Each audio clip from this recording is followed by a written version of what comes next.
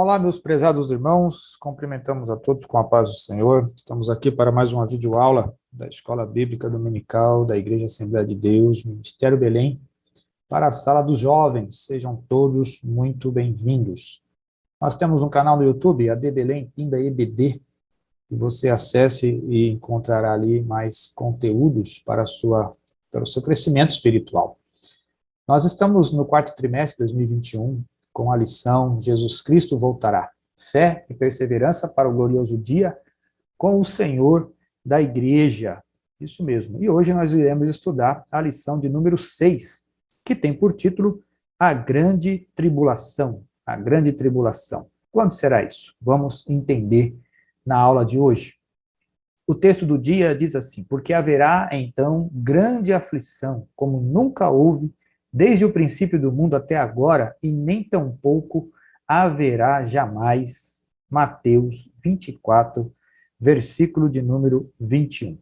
Nós pretendemos, como objetivos nesta aula, compreender a realidade da grande tribulação, evidenciar o propósito da grande tribulação e explicar quando acontecerá a grande tribulação. A introdução nos diz que nós vamos estudar a respeito de um tempo muito tenebroso e traumático do que qualquer outro na história, que é a grande tribulação. Contudo, a Igreja do Senhor, ela não estará mais nesse mundo.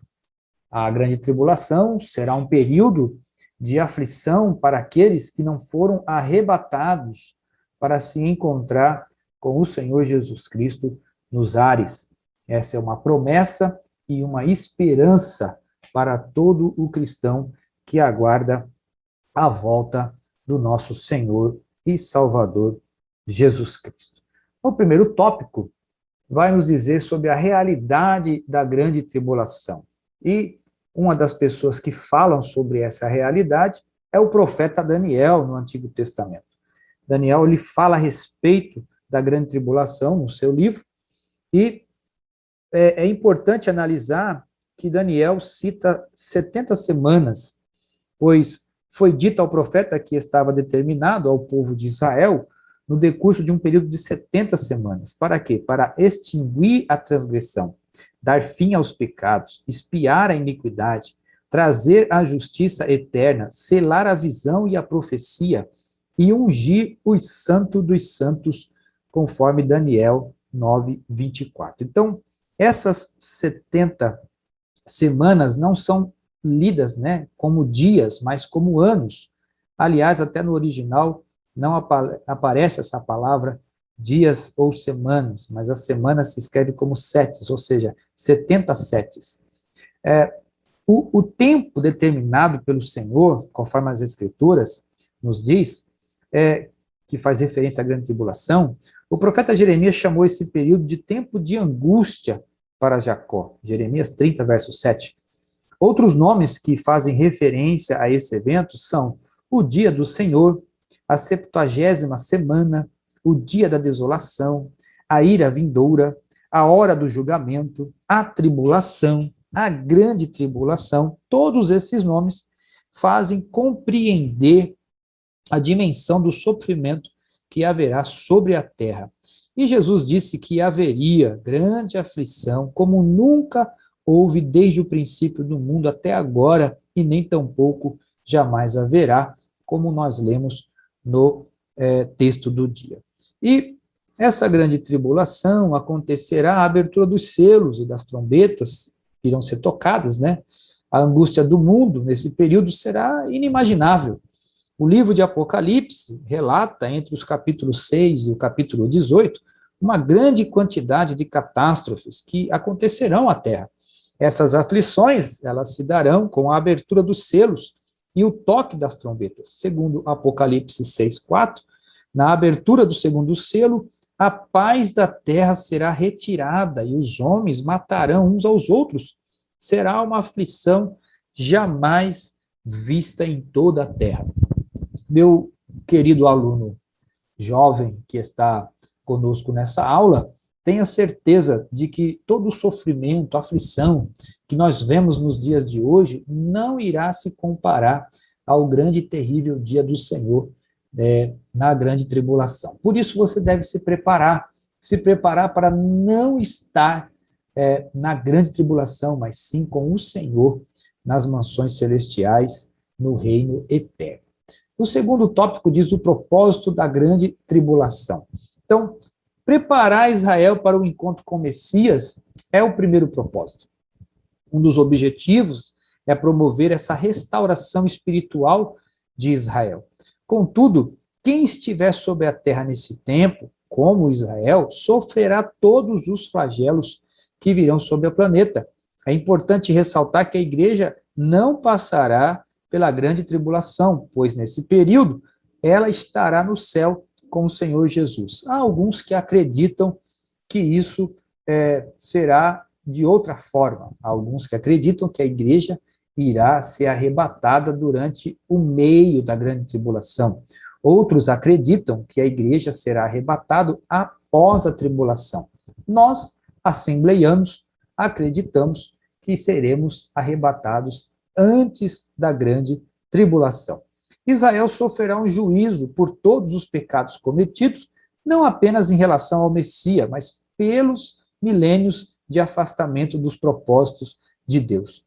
Então, nessa nova oportunidade de salvação, que será na grande tribulação, a última, que será para o povo judeu, os descendentes de Abraão serão comprimidos com força, como se faz com as uvas do lagar, ou prensados, como acontece com as uvas na produção do azeite. É uma metáfora que se é usada para dizer como Israel será lapidado ou convencido de que Jesus, de fato, era o Messias prometido e que eles rejeitaram. Então, durante esse período, o povo de Israel fará um pacto com o anticristo, porque eles ainda esperam o Messias.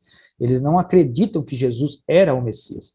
Então, eles vão fazer um pacto com o anticristo, entendendo que o anticristo é o Messias prometido, que, na verdade, é uma grande mentira, né?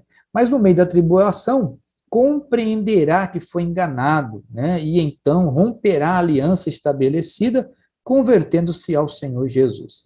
O inimigo, então, ficará enfurecido e empreenderá uma ferrenha perseguição contra Israel, culminando na guerra do Armagedom, quando o Senhor, no instante maior da grande aflição do povo, descerá dos céus na companhia da igreja, agora glorificada, e derrotará o iníquo e os seus exércitos.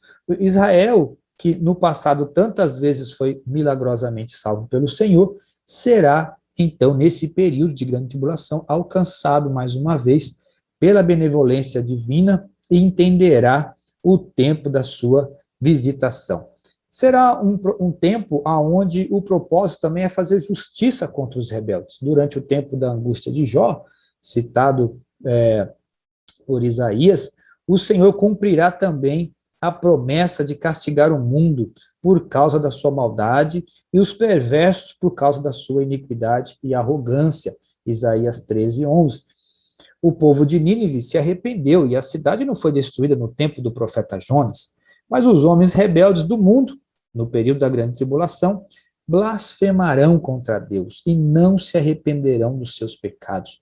Os flagelos lançados sobre eles nos faz lembrar dos egípcios no tempo de Moisés e dos cananeus, né, no tempo da conquista da terra prometida, os quais, na sua maioria, mesmo vendo a mão de Deus estendida contra eles, não se converteram. Então, Deus fará justiça contra os rebeldes. E o próximo propósito é revelar ao mundo a ira de Deus. Deus é bom, Deus é misericordioso, mas ele também é justo. Com Deus não se brinca, e a grande tribulação será um tempo marcado pela ira de Deus contra o pecado, segundo indica Apocalipse 6, até o capítulo 18. Depois de ler Apocalipse 6, podemos verificar e afirmar, à medida que os selos vão sendo abertos, julgamentos terríveis são desferidos sobre a terra. Neste período de trevas, surgirá um ditador mundial, que é o anticristo. Segundo Stanley Orton, o nome anticristo provém das epístolas de João, onde ele dá a entender que este personagem virá futuramente.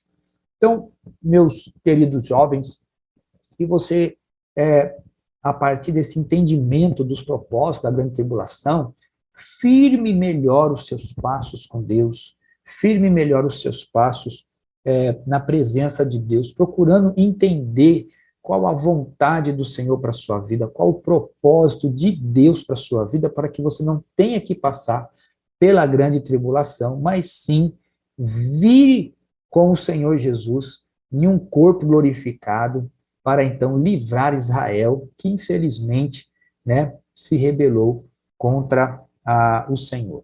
O terceiro tópico diz que quando que acontecerá a grande tribulação? Bom, o seu início, segundo a palavra de Deus, nos fornece que não há uma data específica, uma data exata, né, da grande tribulação. Podemos afirmar que ela vai ocorrer imediatamente após o aparecimento de Cristo, quando o próprio Jesus retornará à Terra para destruir o anticristo. Então, depois do arrebatamento da igreja, vai começar essa época difícil aqui na Terra. E é importante ressaltar que os textos bíblicos que tratam a respeito dessas últimas coisas não têm o propósito de criar um manual do fim do mundo, de maneira nenhuma, mas mostrar a glória de Jesus nos eventos da história. O Senhor Jesus é o único que venceu e que poderá abrir o livro e desatar os selos para esses dias. A palavra de Deus nos mostra que, diante de grandes problemas enfrentados na grande tribulação, vai surgir um líder mundial que vai ser carismático, com promessa de resolver todos os problemas.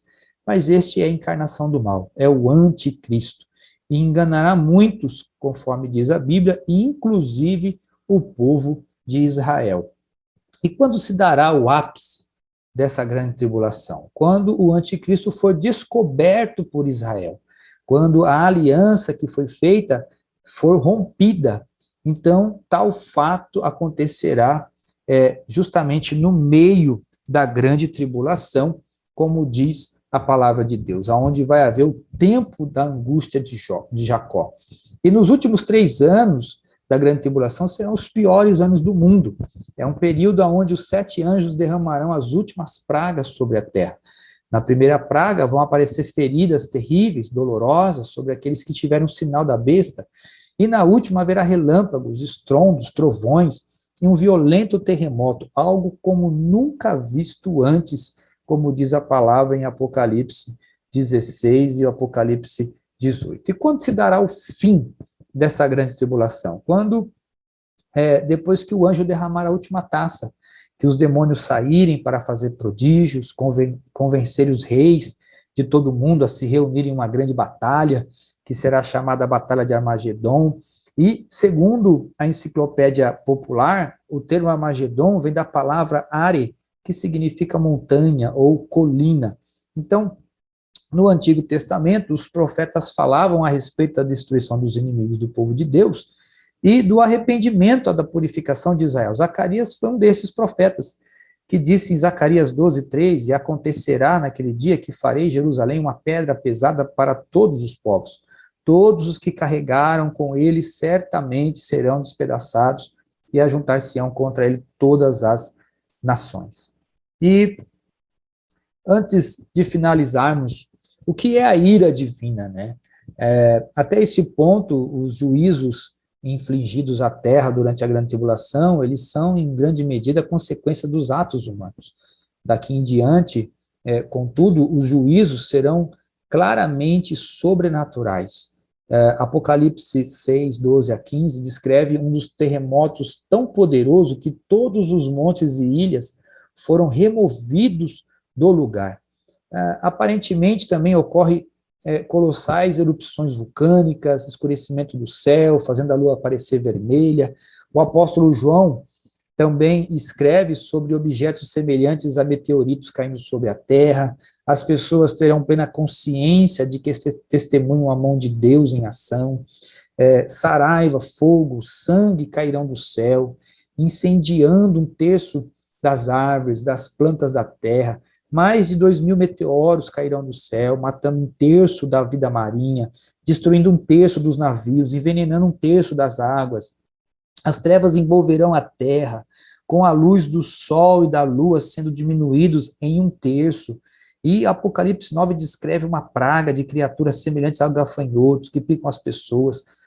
Por 5 meses, essas criaturas atormentarão os incrédulos, mas não os matarão.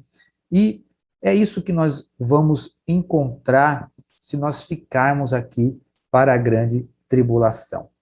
Então, a grande tribulação é um período de juízo, de sofrimento, de morte, mas também haverá salvação, de vida, que milhões morrerão por causa dos flagelos, decorrente dos selos, das trombetas, das taças do furor divino, já não por aceitar viver conforme o anticristo. Contudo, esse tempo de angústia chegará ao fim, com o aparecimento da glória do grande Deus e do nosso Senhor Jesus Cristo.